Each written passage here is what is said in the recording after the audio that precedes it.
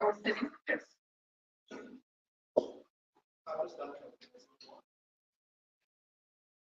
So to get started, just tell us one sentence about yourself. Yes, I'm a professional printer, and I just feel a lot of potential with wine in the industry, problem solving in the wine industry with blockchain. I'm Dave. I've been in the wine for 5 years.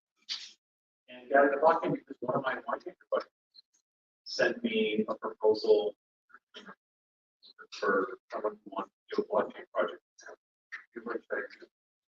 And I looked at it like, no, this one is a 50 something. That was one. What is your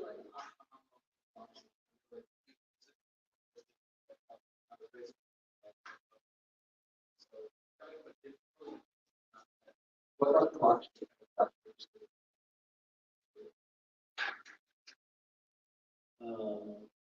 So for me, I think it was,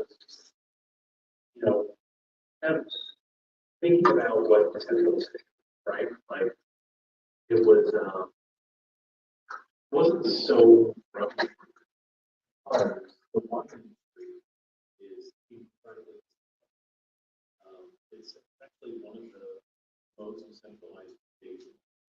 There are 30,000. There's about 10 million individual women.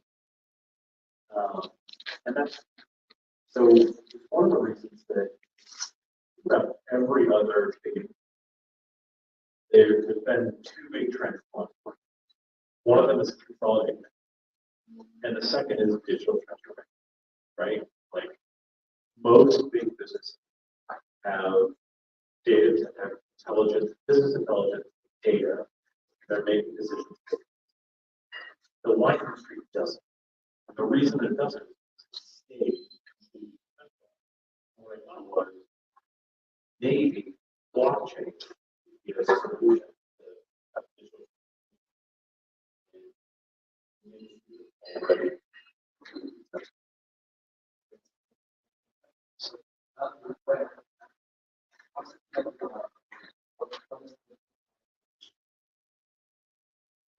Very described thing. A grand vision. I mean, we're building a base layer that we think every winery, every wine project, every wine club can build on top of. And so our grand vision is to kind of see if like they disappear to the back for a month and basically become like Stripe.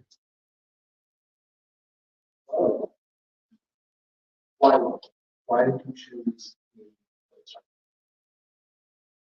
So, I've been in the wine business for a long time. I had a kind of interesting path. I was first a tech guy, so I was in my early 20s, sold it, and then went and dumped it all into a vineyard and a winery in Argentina, which not great investment, but cool lifestyle, right? I spent 10 years there, and that kind of from there went to my projects in Asia and Spain, and have always kind of thought about active wine wine companies build for CRM, like a bunch of different tech things. And what I keep for years and years, that wine is way bigger. So big number I'll throw out. The wine industry last year was about $485 billion. So a lot of big numbers. What is that? If you were to let's talk about discretionary spending.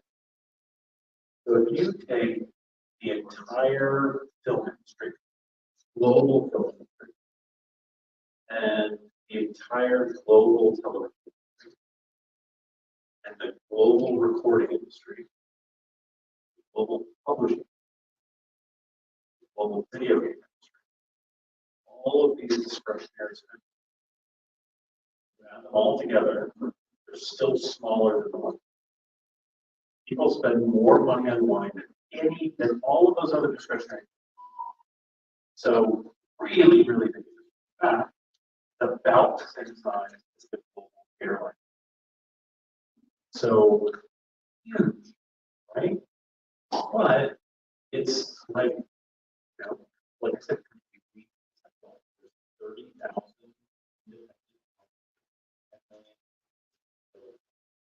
So it's very different. We've been like a thing that's been so you're a beer manufacturer. So if you're a beer manufacturer, and you're the CMO of a beer company, you can basically from your desktop computer, you can like dive into the supply chain and see how much of your beer is sold at like the CVS on the corner yesterday. That's called a depletion report. And every manufacturer of beer or spirits, they get depletion reports every day.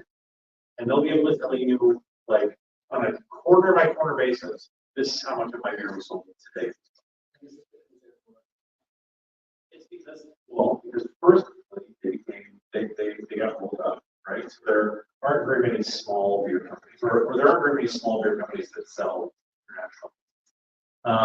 So they all got rolled up. So they're only a few.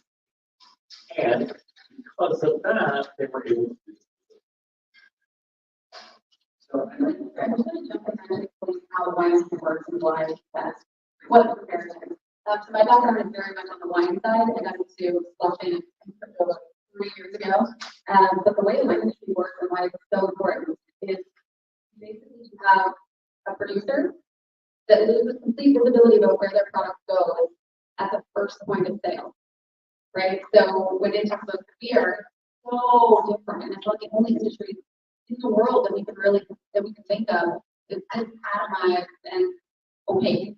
So winery sells their product and leaves, the winery rolls out the door, and their first point of sale is usually a broker or a negociant. After that, they have no idea where it goes. They usually travel through 5 points of the supply chain. And from there, investment grade wines, we're talking a lot about luxury wines. We're talking about big wines on chain at the beginning. And what happens then is those wines usually sell on the aftermarket 3 or 4 times. And by the time somebody actually pulls the cork, the winery has no idea who they are, how long their wine's been aged. Usually it's 15 years from that first point of sale until the cork is pulled. Insane. And the winery doesn't know who they are, where they are in the world, who they're drinking wines with. So big difference to the beer table. So I've been a business.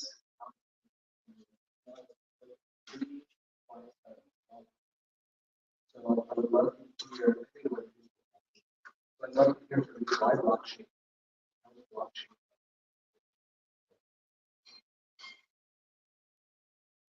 So yeah, I'll tell you, when we started the Vice process, our first dollar of revenue, or I'm sorry, the time from when we paid our first dollar, spent our first dollar on basically giving an option on some land, to the time when we made our first dollar on wine that was grown on that property, it's 10 years. 10 years of pumping money in before you got your first dollar. Wine is pretty hard. And it's made even harder because there's no intelligence, no data. When you think about wine, like, or if you think about any other business, you're trying to make decisions. You're making decisions, whether it's product development or marketing, or packaging, or messaging, or supply chain. All of those things, you're making those decisions based on data. It would be insane to make those decisions based on, how you feel when you wake up. But in the wine industry, that's how it's. You have no idea. Think about this. The most everything we buy, consumption and purchase are the same thing, right? Buy a T-shirt, wear it the next day. Buy a car, you drive it off the lot. Buy an avocado, maybe 2 days, right? But eventually you're going to like the purchase and the consumption is the same thing. But with wine, it's 10 years. Typically made 10 years ago by somebody 10,000 miles away. So how do they make decisions? How do they know, like, what my product duration looks like? How much should I make of my first wine, my second wine, my third wine? How should I distribute my resources? Should I change my marketing or messaging? Even when you think about supply chain, so everybody in this room knows about scarcity, right? Like, scarcity is actually a big thing in wine because not only is it geographically important, you can only make so much wine on this much land every year, but it's also regulatory. You in France and Italy and even California, like you're only allowed to make a certain amount of wine, so it's limited.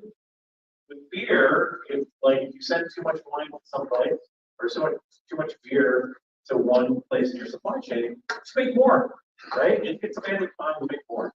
But with wine, you send too much wine to Vietnam and not enough to South Korea, like that screws you for years and years. And without any visibility on what your consumption looks like, how do you make those decisions? So how does the result? Well, we have some exciting things coming up. Let me let you go ahead and then I'll talk about the driver. All right. So what we've done is we've developed a series of smart contracts that serve as a digital product passport for every bottle of wine. So one bottle, it's basically an NFT or it's a series of NFTs. So it's basically a deed of ownership that does a bunch of different things, provides transparency into a bunch of different things. First, into anti-fraud and anti-counterfeit. That's a big deal with wine. So providing a way for someone to say, okay, I know who owns this bottle, so I know if that bottle is fake or also partnered with a bunch of different hardware providers to put stickers or unbottled text, so you can see if the bottle is tampered with. There's also chain of custody, built the kind of beginnings of what will eventually be a DVin, so that the wine can be tracked all the way through the chain of custody from grape to glass. So from the winemaker all the way to the consumer. We've developed a little piece for provenance, so you can see, all right, has this bottle been kept by a trusted custodian? So like a winery or a bonded warehouse or Sotheby's or someone who's like a trusted custodian, or has it left, a trusted ecosystem? So now I don't trust that one. And then really cool, we built a system that for right now is a kind of a incentive-based voluntary system where you can actually burn your token. So say I open the bottle of wine, you can also pull the digital fork and destroy the token that represents that bottle, and that you get an incentive. It creates a new token for you. This is your authentic experience. You get rewards and status with the winemaker, kind of like airline miles, right? So you can, it's like a little piece of value for you, but it provides amazing data for the winemaker. Right now, the winemaker knows where that bottle is open, who opens it, they get customer acquisition, supply chain data, consumption data, like all of that. So that's the product in a nutshell. We've been working on it for 2+ years. We get a little sandbox, about 1,200 friends and family and folks that have been playing this. And really excited about it. Yeah, and the most exciting thing that we want to announce today is the drivers and ecosystem. We're about to launch the first cryptocurrency ever built specifically for the luxury wine market. It's called Bitcoin. We're going to be launching on stage in Singapore with Solana at Breakpoints. And the really cool thing about Bitcoin is that it drives that sort of what do you need to do when you're talking, especially to a wine native, to get them to adopt these new behaviors, right? Like, how do you get them to share the consumption data with the winery? You have to incentivize them. So Dave was talking about how are we solving this with DVin? So you have digital port, that is the digital product passport, for every single bottle of wine, you have this NFT. Now, that NFT, when you burn it, it turns into a tasting token so that you know what the names are called. So digital port, product passport, tasting token is it's basically like a POA, so a proof of experience that you tasted this wine, right? And every bottle comes with up to 12, so you could share them with all the people that you share the wine with. It's really cool because if you didn't buy the wine, you're still building status with that winemaker. But on top of that, in order for us to get people to adopt these behaviors, we want to incentivize them with Bitcoin. So the winemaker embeds Bitcoin into the NFT, into the bottle, before it leaves the cellar, it travels through the supply chain. And by the time that person pulls the cork, when they say, this is me, I drank your wine, they're sharing the consumption data, they're getting that Bitcoin basically out of the bottle. And they're also able to pass on more Bitcoin to all of the people that they drink the wine with. So it's a really interesting incentive system. And we've made a tasting token for tonight. So if anybody wants to, we can kind of onboard you onto the platform. Every token that we make tonight comes with 5,000 experience points that go towards a bin airdrop at the time of the TGE. So it's a fun little co-op that you were here tonight with us, and at TGE, that'll be right from the time.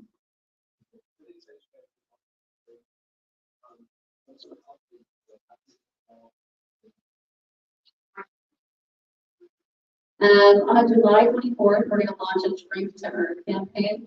So we're going to talk about the growth of the community. So we're doing a wine challenge that's really fun. We're calling it the DVin Wine Challenge or the Cellar Challenge. And anybody, you don't have to be a member of our Sandbox community, but anybody can tokenize 12 bottles of wine from homes. So you basically take a picture of the bottle, you upload it into the app, and we'll tokenize it for you, create a digital port. And every time you open a bottle, you're earning Bitcoin, you're earning points towards Bitcoin. And then when you share wine, earning Bitcoin. So Drink to Earn, it's going to be really fun. It launches on the 24th of July. Well, if you mint the token tonight, then we'll reach out to you and remind you when it begins. So I would just very much suggest that. Otherwise, look up DVin Labs and you'll find it all over all of our socials. So how many people here are chargeable or less than one chargeable? Oh. Okay, that's good. And how many people here? How many DGen?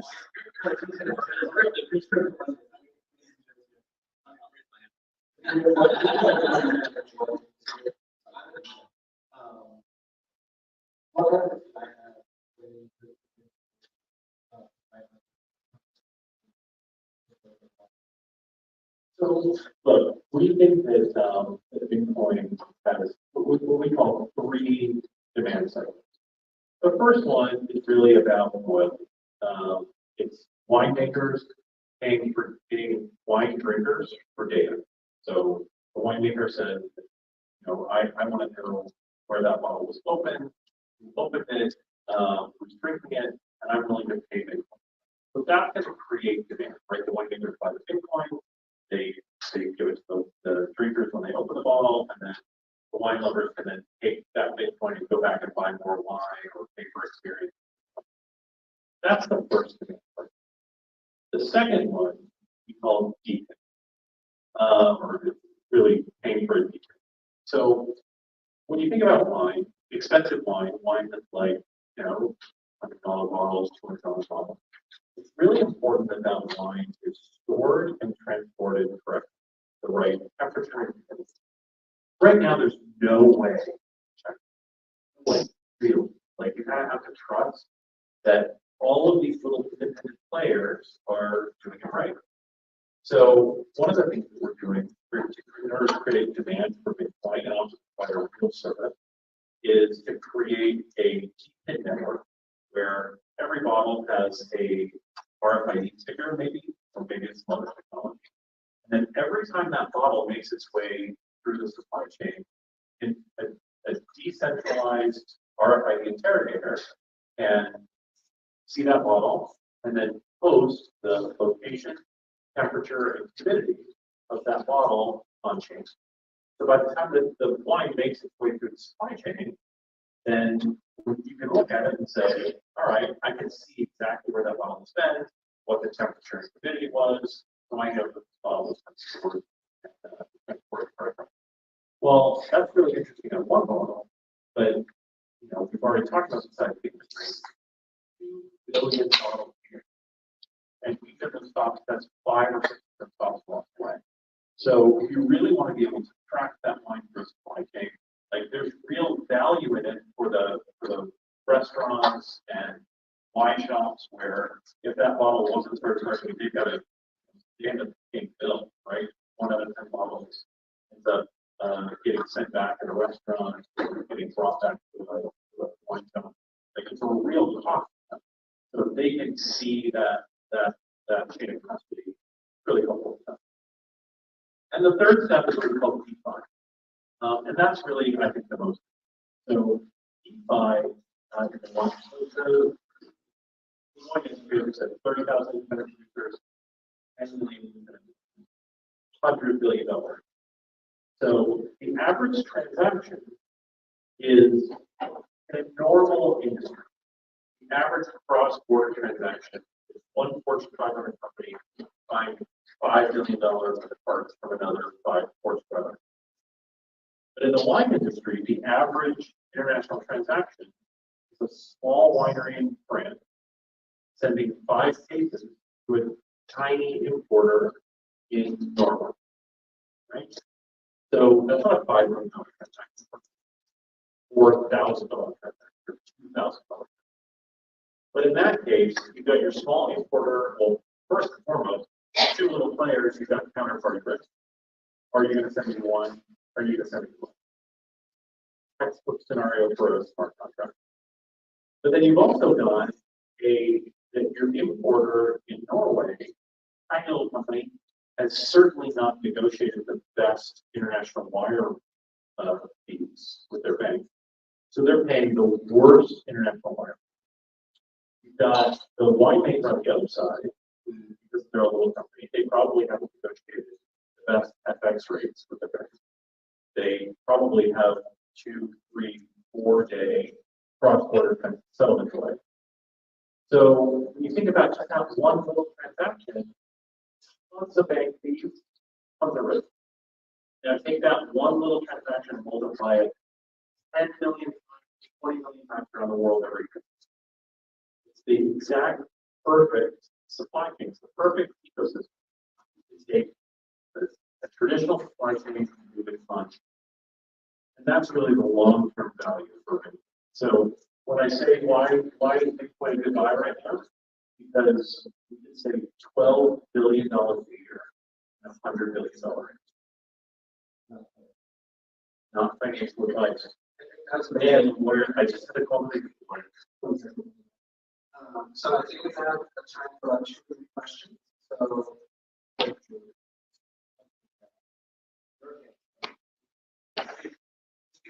Yeah, it's cool. So, okay, real quick, what does DVin stand for? Decentralized wine. Oh, I just call the whole W. Oh, y'all swear. I said, it is right. last question. Last question, no pressure, but you've been in the business for 20 plus years. How many years do you really work from over? How many times have I been to work hungover? I'm a professional. Like professionals don't go to work hungover. I can there's no one in the room like. Okay, so like, so if you use that number, the $400 billion, does that account for like I guess like the black market of wine, people just create that shit like that, saw like that to gin or. No, because that doesn't include that. So the 485 billion is just wine that moves internationally. How much shit? Yeah, no, it's wine that moves across the border, right? So 485 billion. Tickets. It doesn't even include the little tiny your bathroom. So do you found the settlement layer between the wineries and international? So we work closely with Deloitte Winery Solutions. So they're big audit and accounting company, but what they do with wine is mostly professional. So they install ERP systems, accounting systems, CRM systems into wineries all over the world. They work with about a third of the luxury wineries. They're our close partner. And the idea is to work with them, Amazon Managed Blockchain, Visa, and Fireblocks to build a full stack to go into wineries and to eventually sell for cross-border. We will be fully on Solana for break. When we launched, there wasn't. So what is the value? So if you get everyone to or follow on what is the value that creates to two? Some people do it and some people don't.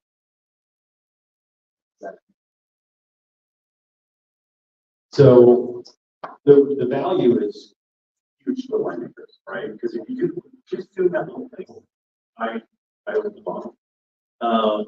That lets the winemaker know where and when that bottle is open. So that gives them really interesting data on like when my wine is being consumed, where. So that helps them with consumption data. It helps them with supply chain, and it also connects them with the consumer, which they don't have. So like that's incredibly valuable. The average customer acquisition cost in Napa, $425 to acquire one customer. So we're letting them do it way cheaper. And you make a good point about what happens if your adoption rate is low, right? What if only a few? So how we're designing this right now is we're kind of taking that. Like, we sort of assume that relatively few people are going to do it and then working.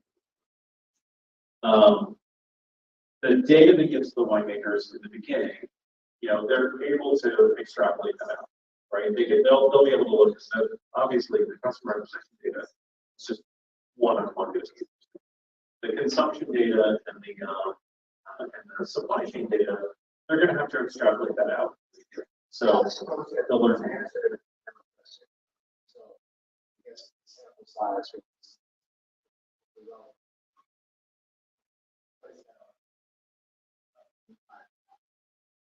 Exactly right. I mean, when we think about it in terms of air miles, so when they first launched air miles programs, they were actually called the frequent flyer program, and it's because it was really just frequent business flyers that used that collected miles because it was kind of a pain in the ass. You had to do it. You had to send your boarding pass into the airline, which was difficult. But over time, now everybody does it, right? Everyone always collects all their miles for every flight. It's pretty easy. And the rewards are great. So we're looking at it like that. Like the stage that we're in right now, we're the frequent flyers. But 10 years from now, it'll be everybody. Because, especially for the luxury space, because the value will really outweigh the little bit of friction.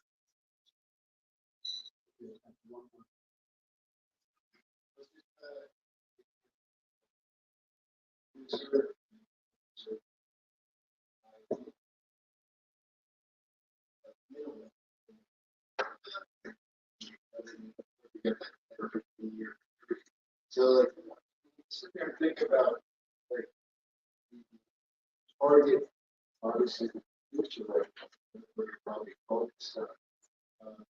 Is there a certain like revenue size or size, second.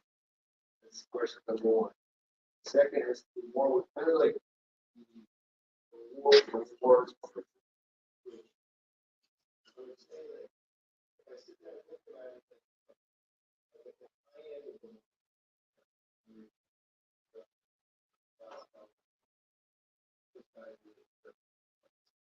So like really what the target is like the lower like those. Hey, I'm going to buy 3 bottles of wine. We got friends spend. So like the points, we kind of like question.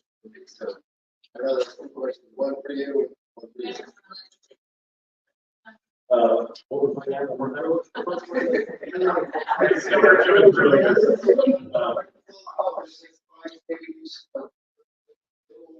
Yeah. Oh, so like what slides does it make it hard? So think about us like an MLS, right? We're going to provide the protocol to put any bottle of wine on chain. But we'll work with lots and lots of different, in fact, part of what we're doing with Bitcoin is having the ability to provide grants, loans, and investments to lots of different software developers, hardware manufacturers, systems integrators, to work with everyone from like the winemaker where it's like a guy and a goat to the wine sitting right next to it in the shop that's like a $500 million global industry. Different wineries are going to get different things out of it. We just want to be like the basic, right? We want to provide the very simple protocol with any bottle online, and then incentivize lots of different software manufacturers to create solutions for any different kind of winery I'm talking about.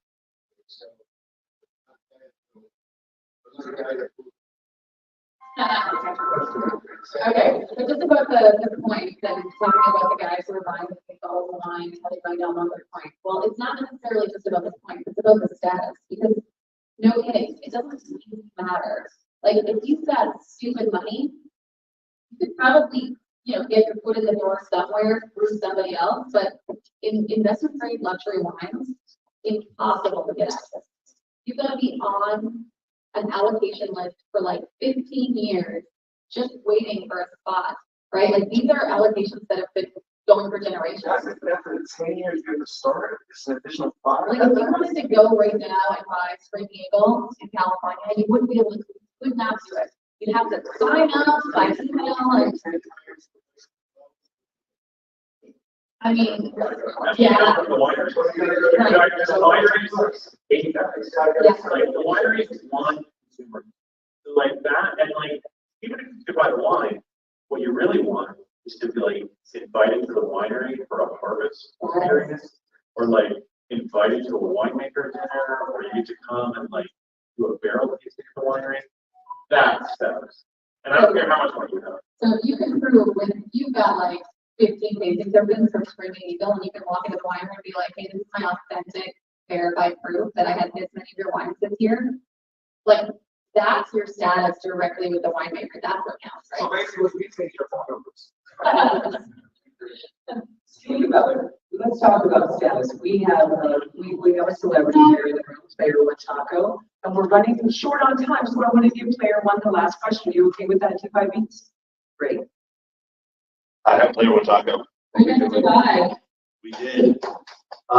So what I'm hearing, and I know I'm completely wrong on this, but what I'm hearing is you're basically putting an air tag on every bottle of wine to sort of keep track of it and everything like that. What is your, and I'm sure you have a solution for it, but what is the privacy concerns of, you're saying, I'm hearing you're opening up this bottle of wine and they know where it is and when.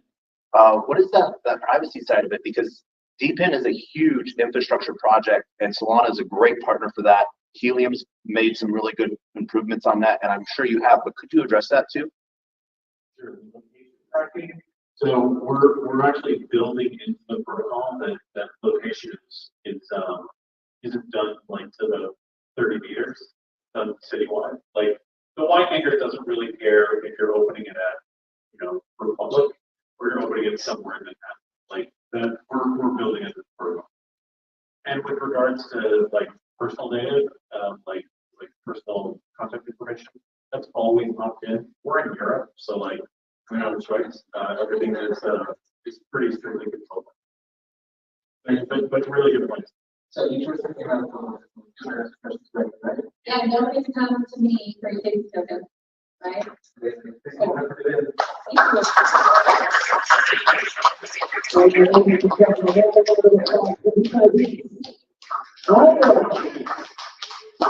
have to take the besides safety, but besides filming and something in our conference room, we have two of the meeting live access to artists in the room. Amy, did you do some great example of these points and quickly mix back in the room and this little glitch. He is the godfather of all niche arts. He is you see his work on Reebok, Nike, in Rolling Stone, and you see people mix his artwork in glitches some of his and you can see the again, we're here till 8:30 to do so. Make sure you're giving something out. If you have any questions, comments, Julie, the head of the events for personal supplementals and Crypto Mondays. Parents masterminds how these for Crypto Mondays all around Island. Ladies and gentlemen, welcome. Somebody's going to allow us to take